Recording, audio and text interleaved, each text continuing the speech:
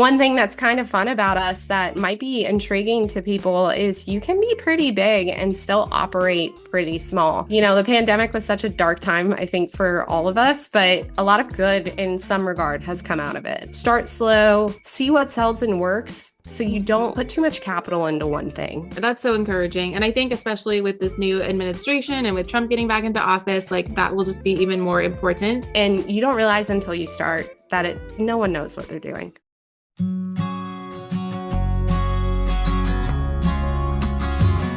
Okay, we have a fun one today. I have the one and only Maddy Fero, who is the founder of Rad Little Things, which is a super cute kids clothing company. She started it in 2021, and I just adore everything that she does. Her Instagram's beautiful, and her kids are the cutest. But she's got two little boys, age 3 and 5, and we're going to talk life, work-life balance, kiddos, the whole thing. So welcome to the show. Thank you so much for having me. I'm so excited to be here and have an opportunity to tell other mommies about my experience and hopefully encourage them to pursue their passions as well. So thank you. Yes, absolutely. Well, I want to kind of dig in the background a little bit. Who were you before kids? Like, what was life like before that? It was honestly crazy. I don't know how far back you want to go, but in my early 20s, out of college, I wanted to pursue broadcast journalism, and I was very into sports. I played every sport growing up. I was a really avid golfer, but my father passed away when I was 18, and it kind of made me get out of the golf scene, honestly. And my mom ended up taking me to a NASCAR race. I turned into a super raging NASCAR fan. And suddenly I went from wanting to be on the golf channel to wanting to work in NASCAR and be around the sport. It was a very, I don't want to say undermined sport for women, but there are definitely way more women in it now and involved with it now than there was a little over a decade ago when I first got into it. So I applied to some jobs here in Charlotte and moved down here for a job with a local ABC network. And I worked there for about 18 months before I got hired on as a spokesmodel for NASCAR. So I was one of 3 Miss Sprint Cups nationwide. What we did was we traveled to every single race. So there were 38 races a year. So I was always all over the place. And I mean, I got to interview drivers, celebrities, go to these crazy parties and do these crazy things all 20-year-olds wish they could do. So my life was very different early on before kids. But I can say it is the best it's ever been. Kids are the best. So yeah, I'm very amazing. thankful for my journey. So it sounds like God primed you to have little boys because you just have all the interests that they do. So you're like the expert, which is awesome. Yeah, my husband likes to joke when we first got pregnant, I think I truly, really wanted a girl in my brain. And then, when we found out we were having a boy, I was like, yes. And then our second, we didn't find out. And when he was born, my husband immediately in the birthing room was like, it's another Paxton, because that's what our firstborn, his name's Paxton. And so I just, yeah, I think it was meant to be. Yeah, amazing. Well, what made you decide to start a clothing company? Where did that idea come from? How did you figure that out? Yeah, it was kind of a natural thing again. I'm a big believer in God and just signs, quite honestly. Yeah. I was at a point in my career during COVID where I was working for a fitness franchise that was nationwide. They had a lot of female entrepreneurs that started these franchises locally in their areas, and I was their business coach. So during COVID, their gyms were closed for extended periods of time. I had some franchise owners out in California that didn't know if they were ever going to be able to reopen again. And when that stuff starts happening, they were just having people that would cancel their credit cards on them. So it was a very stressful time in my career. I was playing a lot of therapists during the day and even at night sometimes. And when I had downtime, I had a sewing machine that I had never taught myself to use. And I just decided, I was like, oh, I'm going to look at some fabric online, order some fabric and try to make Paxton some stuff. Yeah. And sure enough, I was posting it to Instagram because who doesn't want to take pictures of their kids and share it on social media? And I had friends that were like, can you make me stuff? This is really cute. Can you make more of this? And I was not at that level of seamstress by any means. But my husband was like, maybe you have something here. You clearly have an eye for this. You're passionate about it. why don't you take some time and pursue your own thing instead of putting everything into this job that's not totally filling your cup anymore. So that's really where it started. Wow. So it was like a pandemic craft project that turned into a business kind of. Yeah. Yeah, and it's crazy. There are quite a few other businesses that I've heard similar stories of like, Yeah. the pandemic was such a dark time, I think, for all of us, but a lot of good in some regard has come out of it as Oh, well. yeah, So, absolutely. And just thinking about like the clothing industry, to me, it feels very intimidating because there's so much competition. Once you decided, like, okay, we're going to make a business, what research did you do? Like, what did you figure out about the clothing industry? Like, give me some little things. yeah, well, I wish I would have known a little bit more about it before I had started. And it sounds like you've had some good interviews or know some people that are maybe in apparel.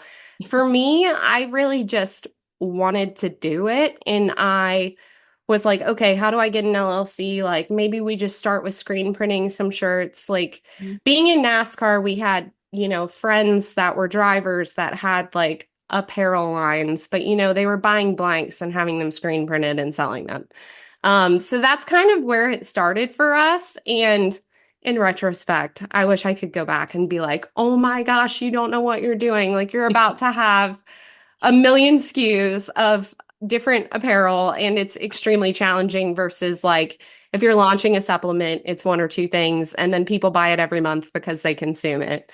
Mhm. Not saying that to discourage anyone from apparel. It's been amazing. It just was really hard. For me, in terms of research, I just flew by the seat of my pants. And I honestly still kind of do that, like taking knowledge and mentorship from anyone I can get it from that's done something similar or is ahead of me. Yeah. Um, it's just really constantly just pivoting and adjusting and learning all the time, Yeah, literally all the time. absolutely. Yeah. Hey, ladies, real quick, if you are looking for a mentor, I just wanted to remind you that I offer mentorship to entrepreneurs. So if you're someone who has a never ending to do list and you're spiraling out of control and feel like your business doesn't have a track plan, I want to work with you every single week for a month at a time. It's super simple, but I come from over 10 years of experience doing this myself, and now I'm willing to give that information back to people. So I've mentored real estate agents, I've mentored wedding photographers, I've mentored other business owners, and they've come from a place of overwhelm mostly, and they really just needed clarity and a couple of action steps to move the needle, and we've seen gigantic leaps and bounds in their business, like I can't even tell you. So if you're interested and you want to know what that looks like, I want you to go to marinatolentino.com, and there's a Calendly link there to do a 15-minute discovery call with me just to see if we're a good vibe check, to make sure we're on the same page, and I would love to work with you one-on-one to really boost your business to the next level. Let's dive back in. And I think you mentioned on the pre-show, like getting someone to print or make in US. Like, how did you figure that out? Because I feel like in order to have the profit margins, it seems like everybody's doing it overseas. So how did you figure out US manufacturing? Yeah, so it's so crazy. I've had so many things in my life that I like chalk up to a greater power than myself, quite honestly. Back when I launched Little Rad Things, about 3 months in, there was a news article locally in our area that a female manufacturer was trying to open an extension of her manufacturing business in Lincolnton, North Carolina, Okay. which is about 30-ish minutes from where I live. Again, like me just being me, I've always had this personality of like putting myself out there and just going for things that I want.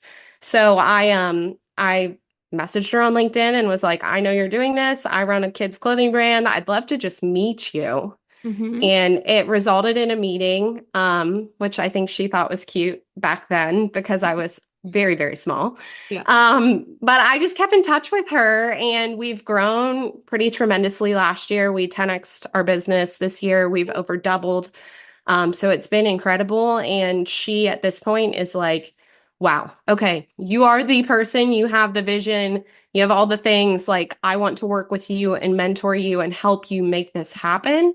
Because this is something I've always wanted. Like, we are very prideful to be Americans, both David and I, and our family values. We are very excited to create opportunity here. And that was kind of always one of the major flagship, markers of our brand was trying to be American made. So Amazing. it's cool that it's come full circle. And I think a lot of times when you vision those things and like just truly believe in it, like Yeah. things work out. They really do. Yeah, that's so encouraging. And I think especially with this new administration and with Trump getting back into office, like that will just be even more important. We might see a lot of adjustments if he really does kick in all these tariffs and stuff that US manufacturers are going to have to step it up or just create more opportunity. So you're already in it, which is great. But I think what you mentioned too, like your minimum orders and stuff, for someone who doesn't know the world, they're like, oh, let's just test it with 20 shirts. Like, tell me about that. Yeah. So for anyone that's trying to start an apparel brand, quite honestly, I would recommend kind of going the route that I did. I Mhm. think I was very fortunate that I was able to do screen printed tees in the beginning and like showcase my aesthetic and style on some premium screen printed tees. Like we were Yeah. getting Bella Canvas, which was, made in America with imported materials, and Mhm. they're one of the highest ends on the market when it comes to that stuff. So we were able to kind of test the waters in the beginning with Yeah. that. And then I just educated myself on how to find suppliers, which honestly, it's pretty easy with Alibaba and these other softwares that are out there now. And then they're so anxious overseas to send you samples and win your business. So it really for me was a fortunate thing where I had some suppliers that were looking at me because I was doing good on social media, and I was pretty easily able to find someone who was willing to make Mhm. products for me.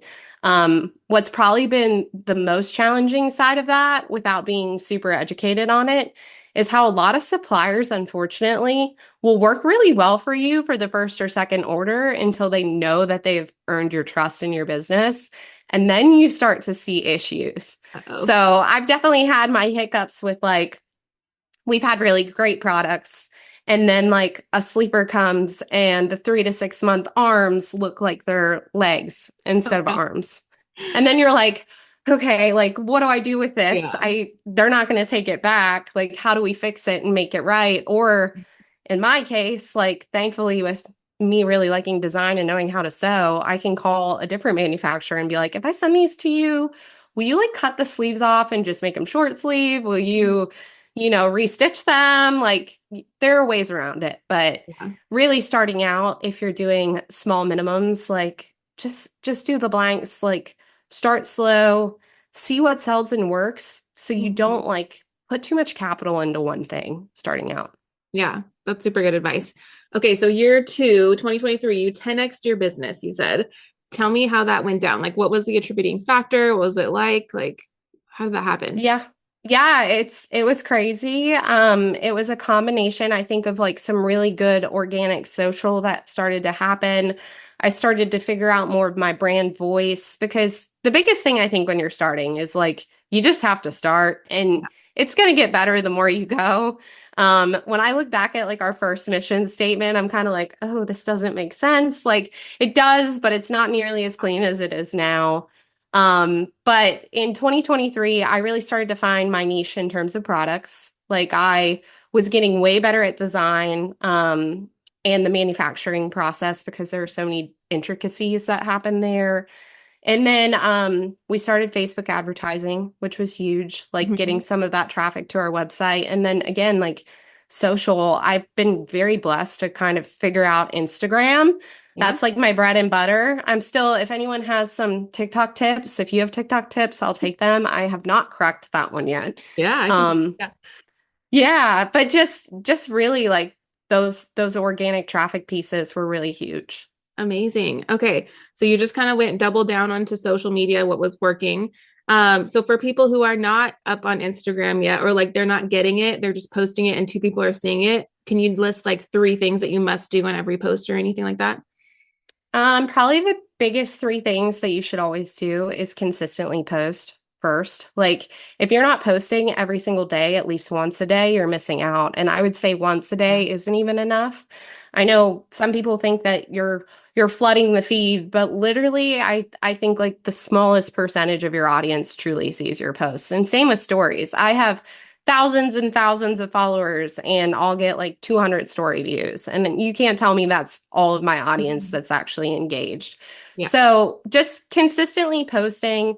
I think posting reels now, I know Instagram was a photo platform for the Mhm. longest time, and I personally love the photos, But if you really want that virality and organic reach, post reels, and then truly figure out who your customer is or your audience is and stick to posting content that's relevant to them.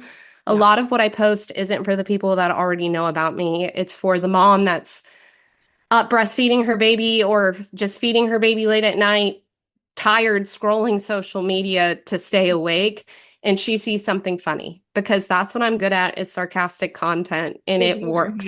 So really just like understanding who your person is and trying to just stay consistent with that messaging. Yeah, those are really good tips. I think consistency is one of the hardest things that entrepreneurs struggle with, right? Because we're like, well, we can post twice a week, but every day, are you kidding me? Like, that's crazy town. But if that's where all your business is coming from, then you should readjust your schedule to make that happen, like 1,000%. And that's what I've done. Like, most of my time now is spent on engagement and then just posting relevant content and storytelling. Like, that's it. I don't spend any money on advertising. It's just showing up and being me. But you do have to find your voice. So you've done that really well. You've got your little niche. You're not you don't care what other people think about you. It's just about being you, you know? That's a really great reminder too about the algorithm. And that's something I noticed on TikTok this last month was 95% of my views are coming from the For You page. They're not even my people. Like, that's insane. So every single time I post something, it's a completely like stranger audience. So when you keep that top of mind, you kind of have to like reintroduce yourself every single time or make it relevant. And it's just about making them watch more than 3 seconds, because attention spans are just flip, flip, flip, flip. Like, you want to really hook them. That's all really good. Hey, I'm sorry to interrupt, and I hope you're enjoying this episode of the Work Like a Mother podcast. Real quick, I just want to remind you guys, if you are worried about missing an episode, you don't have to worry anymore, because we are creating a weekly email that's going to go out automatically every single time there's a brand new episode. And this email is going to have everything you need to know about this week's featured guest. It's going to have all of the links and the resources that we're going to talk about in this episode. So you don't have to go around and fumble through the show notes, but it's going to be served in your inbox every single week. So if you guys want that access, be sure to click below one time in the show notes today, sign up for that email, and then you'll never have to worry about it in the future. And bonus, if you really love this, we'd love it if you share this with a friend. Give us a review on whatever platform you're listening to, and we'll continue to bring new episodes and new information that's going to help you level up your life every single week. And I love that your journey is just kind of about growing through it and really like practice, fail forward. Because I think so many of us get stuck on the perfection of, oh, I have to be an expert to start my business, or I have to have all these accomplishments to start my business. No, honey, we all started from somewhere. Like, I'm on business number 4 or 5 now. Like, every time it gets better and better and better. Some of them we flop and we fail, and we just dust it under the rug and we move on to the next one. But you're in it and you're doing it. And I love to see that you're just like, you're admitting, I don't know it all, but I'm going to do my best effort, and it's working. You know, that really attributes to it. So is it just you, or you have a team now who helps you with all of this? Yeah, so I have some freelancers that do help with certain things. So we have somebody who we just brought on to do our advertising. I will say that is something, if you're first starting out, like, take the time and learn it. I learned it and did a pretty good job at it. Then I tried some agencies, learned a lot from that. There are a lot of people out there that are experts that want to take your money and just don't really do a very great job. But so I have an advertiser that works for us. I have an email marketing specialist that helps me make sure I send emails out, because I tend to forget. And then I have my mom who helps me part-time pack and ship. So one thing that's kind of fun about us that might be intriguing to people is you can be pretty big and still operate pretty small. So we are still kind of in our house and garage, and then we have a storage unit too, like just kind of making it as best we can until we find the right warehousing space that aligns with like my vision for the brand and like makes us feel financially secure. I think, you know, in business, a lot of times it's like just figuring out how to string things together to keep everything moving forward, especially if you want to be pretty big. So yeah. Oh, absolutely. Lean and mean is the way to go until you have the margins to blow it up, or an investor or whatever. Like, you just got to stay lean.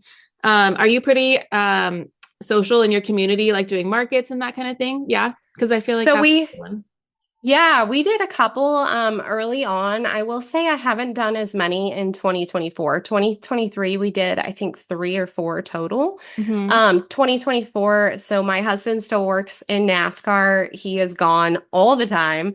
Yeah. And then our oldest is officially in like that sports age range. Hmm. So, it's been a little bit more challenging this year to be involved in the community, but what has been nice is we're always able to do some type of like charitable give back. So like Yeah. when the hurricane came through Western North Carolina, like we did a charitable give back to that. Hmm. And then we try to do like different things with other people in the community in terms of like cookies with Santa, like donating things to that. And that's like what my ultimate vision is when we have a warehouse, we have a place to do like Easter egg hunts, Hmm. like donation drop-offs, different things that truly bring our community together. Yeah.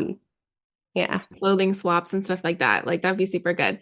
No, I think that's one of the things I've seen here locally in Hawaii because we're so separated from everybody. The little clothing shops do really, really well at all the markets. Like we save our dollars to go buy 10 t-shirts, you know? Um, Yeah. definitely. That's really good. Well, what are you preparing for this holiday season? We're like in it already. I feel like it's upon us. Is there anything different you're doing or like what's working? Tell me about that. Yeah, yeah, no, totally. I think one of the biggest things that I'm excited about is the election being over. That's been super hard on small business. Like my sales were down. I know my fellow friends and wholesalers, their sales were down. So I'm Yeah. grateful that that is over and we can all just move on. But for the holidays, I'm really excited. It's typically for Little Rad Things, not a spectacular time of year for us Oh, in the yeah. past. Our aesthetic is very beachy, Mhm. surfer, like you could even say like the Beach Boys, right? I feel Yeah. like they're pretty cumulative of my aesthetic for the most part, mixed with a little bit of NASCAR-y, Mhm. vintagey style. So we typically haven't had an amazing Q4, quite honestly. But again, with my knowledge and scope this year, I did a better job of trying to bring on some more cold weather gear that still had our aesthetic tied to it. Huh. So we've seen a little bit of a better movement. But I'm just excited. Like we're gonna have a huge Black Friday sale. I'm Yeah. really pumped for that. And then with our transition to United States manufacturing, I'm kind of doing an end of year sale as well, just trying to get through the old stuff so that we can replenish with stuff Yeah. here. So. So what do we need to do to get all the Black Friday news? Sign up for a newsletter or how do we figure that out? Yeah, absolutely. I can send you our newsletter. I'm actually doing a giveaway tied to that right now. So if you enter, you can get a be entered into a $300 shopping spree. We're going to pick that winner on Thanksgiving. So hopefully they can use their gift card and their shopping spree during that major sale and really stock up. Okay. But yeah, I can send you the link. It's on our website too at littleradthings.com. Yeah, let's do that. And we'll put it in the show notes. We'll try to get this out maybe even next week if we can. So we have like a 1 week lead up to it. And so it's not like, oh, it's tomorrow. We'll try to get Okay. that ahead. But I think that'd be great. I mean, honestly, I love supporting local. I try to do it every single year. And you're a perfect example. You're an actual mom. You're doing the work, you know? And so it'll be great to just get your little clothes out everywhere. And it's Hawaii relatable. It's West Coast relatable. It's super cute stuff. Well, what's something that you want someone to do after listening to this episode besides shop your clothes? Is there any other advice you have, or what do you want to say? Yeah. So for anyone listening to this, I would totally say if you're not pursuing something that fills your cup, like sit down and think about it and Mhm. like maybe write a list of ideas and don't be scared to try to go and start one. Yeah. I say all the time, I'm so thankful for my husband and I apologize, I'm getting a little emotional, but like he just like literally brings out such a great side of me and was the person that gave me the kick I needed to start. And then he's the person too that like truly pushes me every day. He's like, you're going to do this. Don't give up, you know? And it's been really cool to have somebody in my life that made me try to go after something that I thought was very, very hard. Yeah. And you don't realize until you start that no one knows what they're doing. Like, Mhm. I've been around business owners who do millions now in revenue. They still don't know what they're doing. They just figure it out all the time, like literally all the time. So yeah, my advice would be figure out what fills your cup, find some time to focus on it and just chip Yeah. away at it day after day. Because if you don't start, you'll never know. And you just Mhm. have to start, really, you Super know? great advice. Yeah. Thank you. That's so good. And just, yeah, again, a reminder that we are all figuring it out. Even now, like you never hit where you know it all. No one does. So it's really important to just build that community of people like you too. So I hope people reach out to you on Instagram and just they can jump in your DMs and ask you questions if they want, if they have this idea of a business. Like that's what this is about too. So super, super good. Well, I end every episode with a fun rapid fire. So what is your Starbucks order? My Starbucks order right now is a venti iced shaken espresso with 5 shots of espresso. And I usually will do like some sweet cream. I can't talk. Sweet cream cold foam Yep. on the top. I guess I'm pretty basic. It's not very sweet. If you like sweet stuff, don't go for that. But You're heavy on the that's my routine. side of it. Yeah. Give me the caffeine. That's awesome. What do you make for dinner when it's last minute? Oh, I don't make. I go to Chick-fil-A. Oh, good call. Yeah. Don't we all? What's your favorite go-to department of Target? Oh, that's a good one. Oh, I would say probably the kids section of toys now. It used to Oh, be yeah. truly like the kids' clothes. I always just like to see kind of like what they're coming out with. I think Target does a very good job of trying to stay on trend. Yeah. Almost to a fault where it makes me mad as a small business owner in this space, but I always like spoiling my kids. So anything kids related usually is my favorite. Yeah, for sure. That's good. Name a book or a podcast you'd recommend to the audience. A Court of Thorn and Roses for a Oh, fun read. Avatar, as we call it. Yes. Yeah. Super good. Okay. And then TikTok or Instagram? Instagram all day. And what is your Instagram? It is Maddy Fero is my personal one, and then at the Little Rad Things if you want to follow us for some sarcastic mom reels. Yes, for sure. Sign us up. So good. Well, thank you so much, Maddy. This was so much fun. I'm so excited for people to discover your brand if they haven't heard about you yet. Get shopping for the holidays, and then honestly, just like build a relationship with you and reach out because you're so approachable and just real. We need more people like you. So thank you, my dear. Well, thank you for having me. I really appreciate it. Yes, we'll talk soon.